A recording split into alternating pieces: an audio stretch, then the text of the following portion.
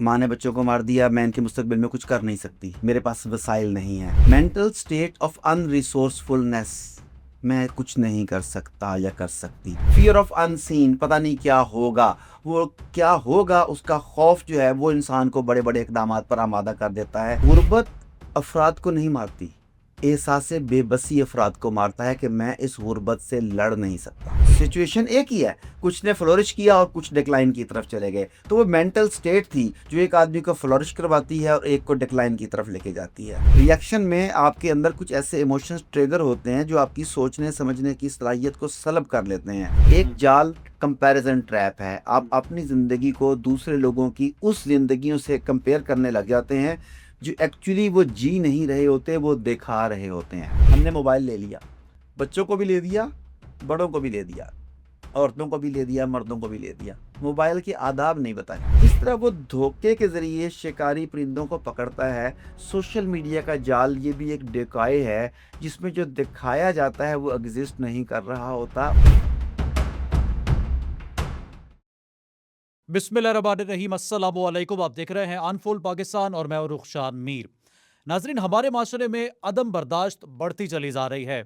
जराइम से जुड़ी खबरें तो पहले भी सुनने को मिलती थीं, लेकिन हाल ही में कुछ ऐसे वाकयात, ऐसी खबरें भी रिपोर्ट हो रही हैं कि इंसानी दिमाग सोचने पर मजबूर हो जाता है कि आखिर ऐसा कैसे मुमकिन हो सकता है।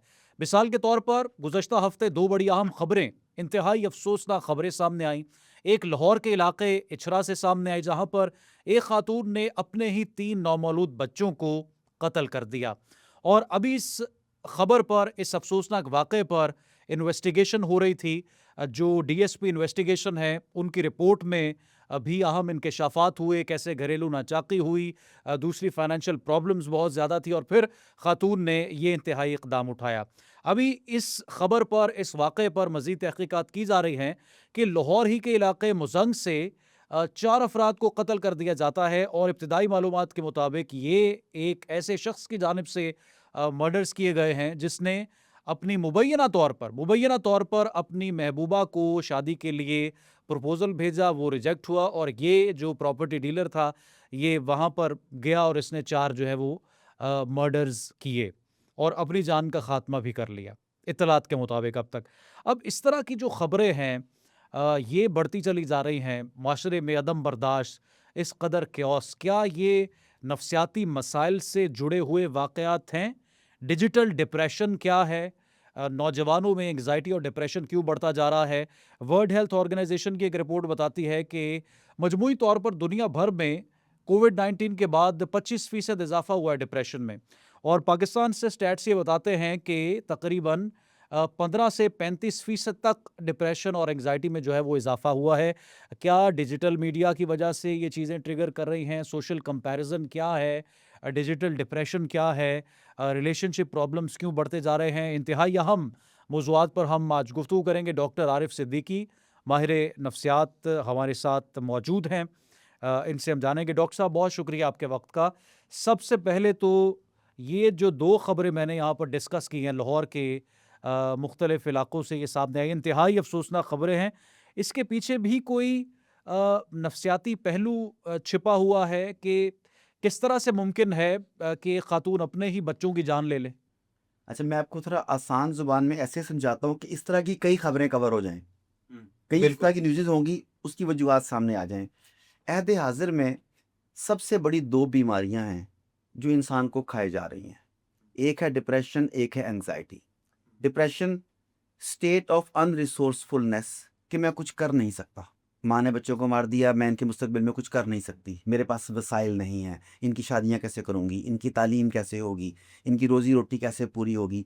मेंटल स्टेट ऑफ अनरिसोर्सफुलनेस, मैं कुछ नहीं कर सकता या कर सकती।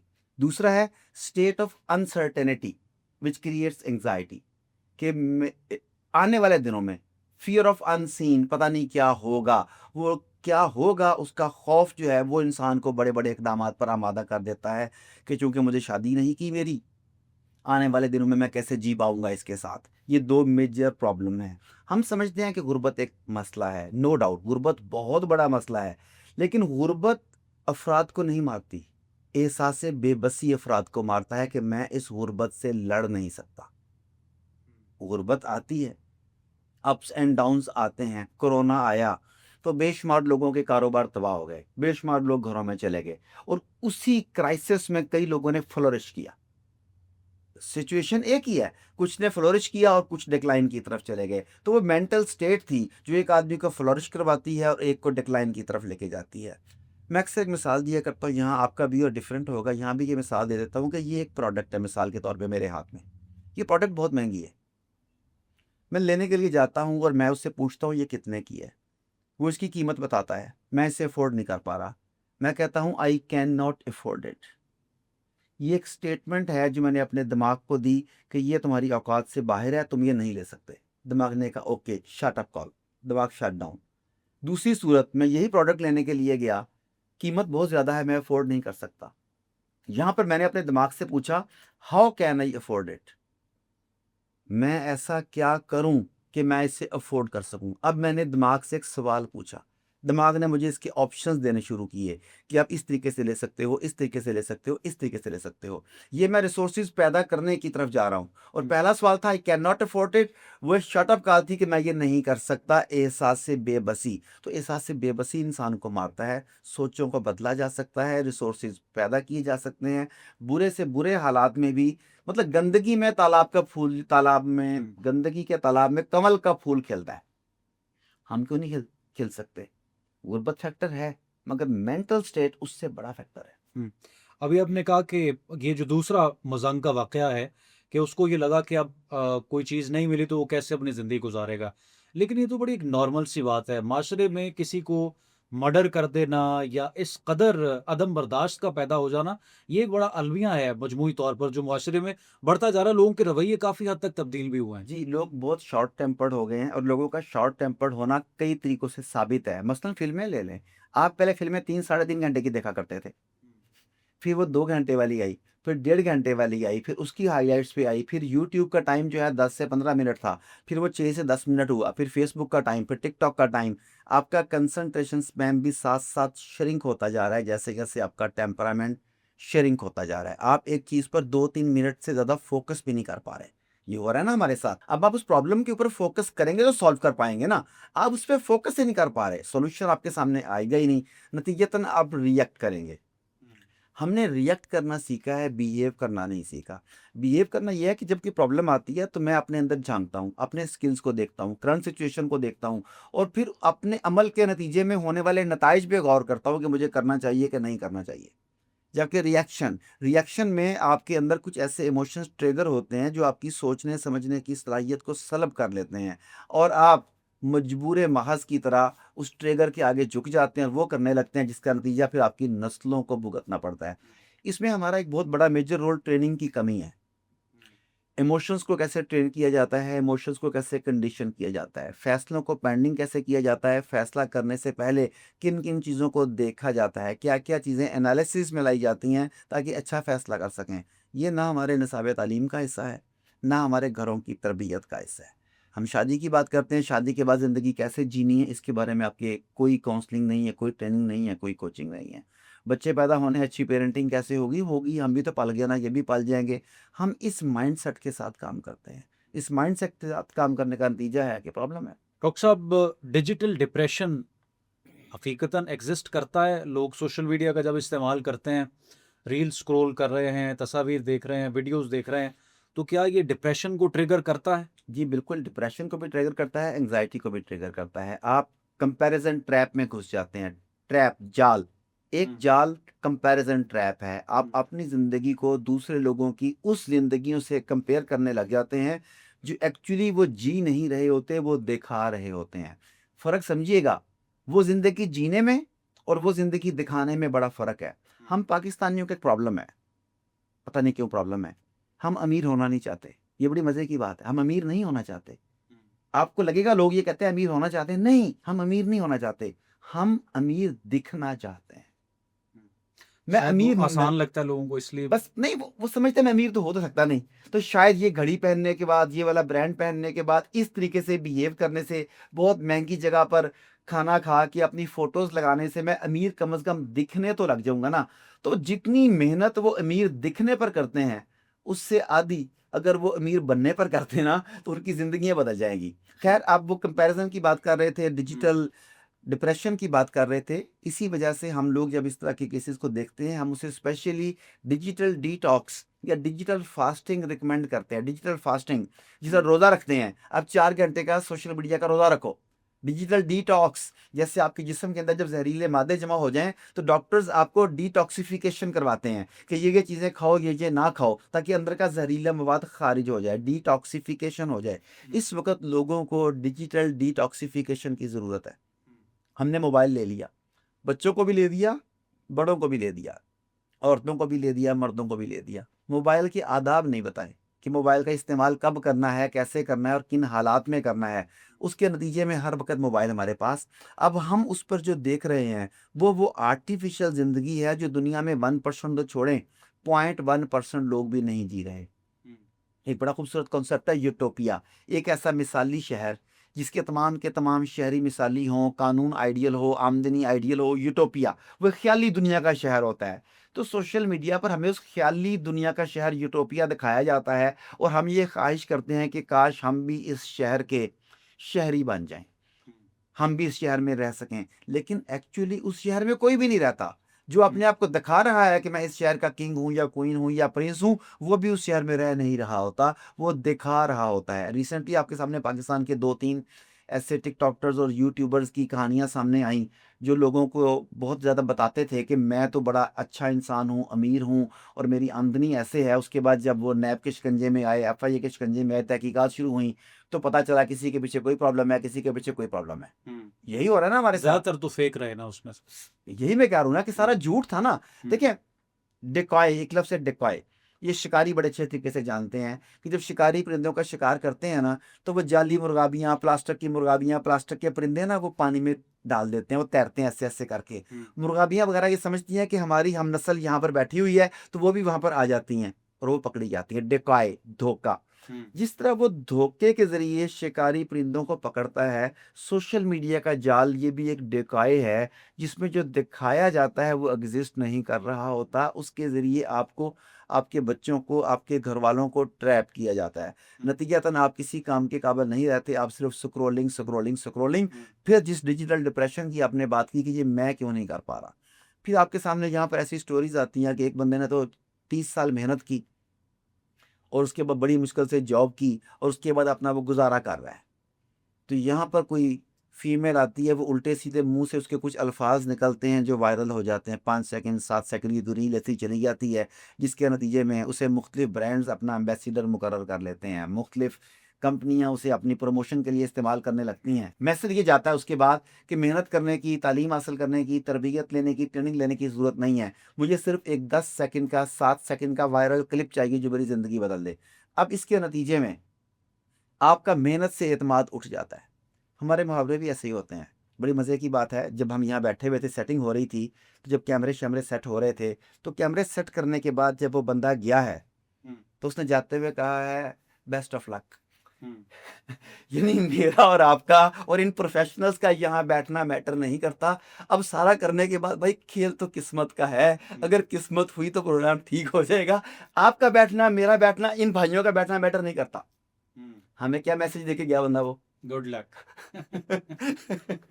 अच्छा, ये बाहर तो उसने दुआ दी है आपको कहने को ये, ज़रा- बट ये एक माइंडसेट है। हम किस्मत पर यकीन करते हैं, किस्मत बनाने पर यकीन नहीं करते। Luck always favours the brave. किस्मत उसी का साथ देती है जो मैदान में उतरता है। तो हमने मुहावरे भी ऐसे बनाए। हमने मेहनत करने के बाद कहा कि यार किस्मत ने साथ नहीं दिया। हमने ये नहीं कहा कि मैंने सही रुख पर मेहनत नहीं की। जब हमने हर चीज़ किस्मत पर डालने का फैसला करना है, फिर डिप्रेशन तो आएगा। अच्छा डॉक्टर साहब, ये वर्ल्ड हेल्थ ऑर्गेनाइजेशन की रिपोर्ट है कि कोविड के बाद 25% मजमूई तौर पर दुनिया में इजाफा हुआ डिप्रेशन में। पाकिस्तान के स्टैट्स ये बताते हैं कि 15 से 35% इस वक्त जो है वो जो पाकिस्तानी है वो किसी ना किसी तरह से शदीद डिप्रेशन या एंग्जाइटी में है इस वक्त मुब्तला। आपने भी बात की कि धोखा देते जिस तरह से सोशल मीडिया पे दिया जाता है, धोखा ट्रैप करने की कोशिश की जाती है। आजकल अलमिया ये है माशरे में कि हमारा डिवोर्स रेट भी बहुत बढ़ चुका है और जो कपल्स हैं वो अलहदगी चाहते हैं, एक दूसरे के साथ रहना नहीं चाहते। मोस्ट ऑफ द टाइम्स इस तरह की भी स्टोरीज देखने को मिलती है और ख़ास तौर पर शोबिज़ में इसकी कई मिसालें हैं। क्या उसके पीछे भी ये वजह कार फरमा है कि ताल्लुक से पहले कुछ वादे, दावे? मैंने एक टर्म यूज़ की थी यूटोपिया, ख़याली शहर। उस ख़याली शहर में एक मिसाली बीवी होती है, एक मिसाली शौहर होता है, एक मिसाली सास होती है, मिसाली नंद होती है, मिसाली भाभी होती है। वो उसी ख़याली शहर में होती है, इस दुनिया में एग्ज़िस्ट नहीं करती। हुआ क्या कि इस सोशल मीडिया ने और इन ऐप्स ने आपको ब्यूटी के और लिविंग के आर्टिफ़िशियल स्टैंडर्ड्स दिए। वो आर्टिफ़िशियल स्टैंडर्ड्स एक्चुअली एग्ज़िस्ट नहीं करते। आपने तस्वीर लेनी है, मोबाइल में पहले फ़िल्टर सेलेक्ट करते हैं कि मेरा चेहरा दबला नज़र आए, मेरे होंठ ऐसे नज़र आएँ, मेरी आँखें ऐसी नज़र आएँ, मेरे बाल ऐसे नज़र आएँ। उसके बाद आप तस्वीर बना के वो पोस्ट करते हैं। अब मर्द हज़रात उन ख़वातीन की तस्वीर देखते हैं, ख़वातीन उन मर्दों की तस्वीर देखती हैं जो अपने सिक्स पैक दिखा रहे हैं, लंबा कद दिखा रहे हैं और बड़ी ग्रेस दिखा रहे हैं, वो फ़िल्टर्स की मदद से। फिर वो अपने शौहर में वो चीज़ें ढूँढ रही होती हैं और शौहर अपनी बीवी में ढूँढ रहा होता है जो उसने देखा था। वो तो नज़र ही नहीं आती, वो कहीं पर भी नहीं मौजूद होती। तो आपने सबसे पहली बात कि आर्टिफ़िशियल लिविंग को सिलेक्ट किया जो सिर्फ़ सोशल मीडिया पर होती है। वो खाना खाते हैं जाके फत्तों के तंदूर से और खलाल करते हैं जाके पीसी के बाहर और उसकी तस्वीर लगाते हैं कि today we had a dinner at PC, thank you my love. अब उसके बाद वो थैंक यू माय लव तो हो गया, उसके बाद बेशुमार लोगों ने जिन्होंने वो तस्वीर देखी, वो सारा कुछ देखा, उनके घर में है कि हमें ये मौका कब मिलेगा। एक्चुअली वो ज़िंदगी एग्ज़िस्ट नहीं कर रही। फिर आपने बात की जो झूठे वादों की, एग्ज़ैक्टली ऐसा ही है कि आप शादी से पहले ऐसे वादे करते हैं जिन्हें पूरे नहीं कर पाते। जो समझदार लोग होते हैं उन्हें तो पता होता है कि ये वही वादा है जो सियासतदान अपनी अवाम के साथ करता है।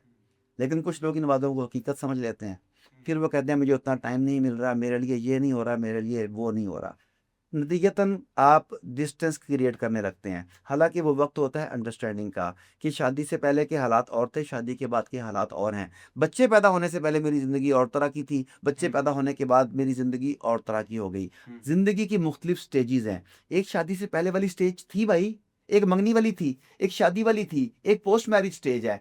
अगर मैं मैच्योर हूँ, तो हर स्टेज के साथ मैं बदलूँगा। और अगर मेरी बीवी मैच्योर है तो वो मेरे इस बदलाव को समझेगी कि इस वक्त का तकाजा ये है, वो भी मेरे साथ बदलेगी। लेकिन अगर दोनों ने एक दूसरे को समझा ना तो फिर लड़ाई भी होगी और डाइवोर्स भी होगी। इसलिए हर चीज़ की जिस तरह ट्रेनिंग चाहिए, इसी तरह मियाँ बीवी को भी एक दूसरे से अंडरस्टैंडिंग के लिए ट्रेनिंग चाहिए। ट्रेनिंग नहीं ले सकते, किताबें पढ़ें, अपने बुजुर्गों के पास बैठें, उन्होंने ज़िंदगियाँ कैसे जी ली। जब आप इन सब चीज़ों से गुजरेंगे, सीख लेंगे तो रिश्ते निभा सकेंगे। अब आप कह रहे बुजुर्गों के पास बैठें। जो जेन ज़ी है, वो तो ये कहती है कि हमारे बुजुर्गों ने तो हमारे साथ बड़ी ज़्यादती की है। आज अगर हमारे पास अच्छा लाइफ़स्टाइल नहीं है तो कसूरवार हमारे बुजुर्ग हैं।